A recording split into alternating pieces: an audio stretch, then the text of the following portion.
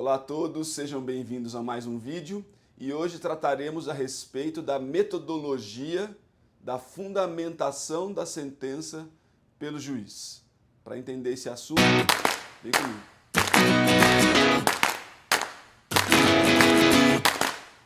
Nós já tivemos a oportunidade de analisar aqui no canal tanto a formação das normas jurídicas quanto a aplicabilidade delas, em termos cronológicos.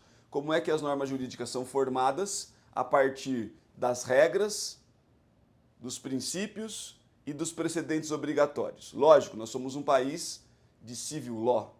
O sistema jurídico brasileiro é pautado na lógica das normas jurídicas que, em regra, são produzidas pelo Poder Legislativo. Daí a ideia do princípio da legalidade constitucional, que nos diz que ninguém fará ou deixará de fazer alguma coisa, senão em virtude de lei. Por isso que a lei que fixa regras de comportamento e competência e também os princípios explícitos, e também dessas regras são deduzidos princípios implícitos, é que serão gerados os precedentes, e os precedentes como uma norma atípica, que será gerada pelo Poder Judiciário no julgamento de casos concretos, precisa estar baseado na lei, no princípio que são decorrências de textos normativos para chegarmos então ao precedente obrigatório. Quando o juiz está diante de um caso concreto, ele precisa, em primeiro lugar, identificar qual norma ele vai aplicar a esse caso concreto. E é uma obrigatoriedade do juiz dizer qual norma, qual tipo normativo será necessário para a solução do caso concreto. Por quê? Uma vez que ele identifica o tipo normativo, os demais atores jurídicos podem controlar a fundamentação da decisão judicial. Porque, em primeiro lugar, eles podem dizer: esse juiz lançou mão de um precedente, porque existe um precedente vinculante que resolve o caso concreto.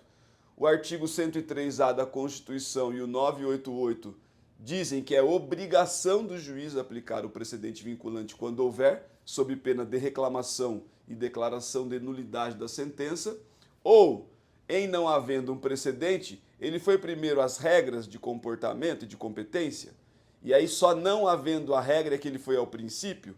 Então, quando o juiz identifica qual é a norma jurídica que vai incidir no caso concreto, ele permite à sociedade como um todo e aos demais atores jurídicos, em especial advogados, membros do Ministério Público, que são interessados diretos nessa perspectiva, identificarem qual foi a norma jurídica que o juiz lançou mão para resolver o caso concreto.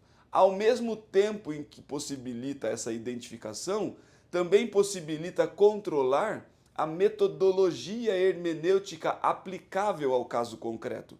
Então, se o juiz identificou que existe um precedente que resolve aquele caso, ele lançou mão da nova hermenêutica de precedentes para bem identificar a ratio decidendi, uma eventual obiter dictum, fazer um distinguishing ou eventualmente declarar uma overruling ocorrida naquele caso concreto.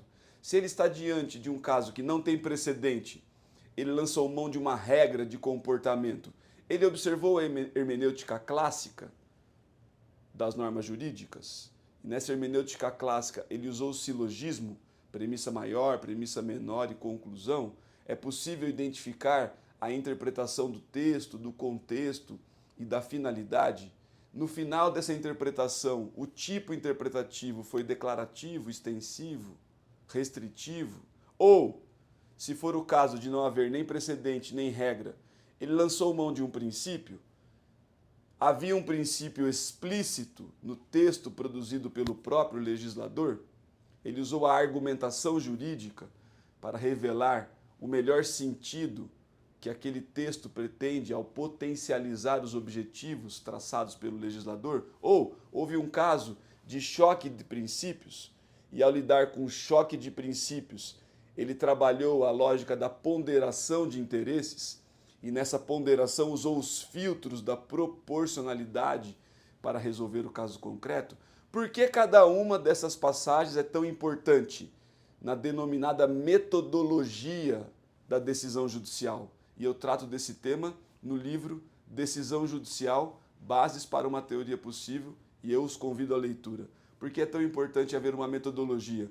Porque em havendo uma metodologia, é possível fazer o controle das decisões judiciais e, como diz o artigo 93, inciso 9 da Constituição, perceber se essa decisão está constitucionalmente fundamentada de modo adequado.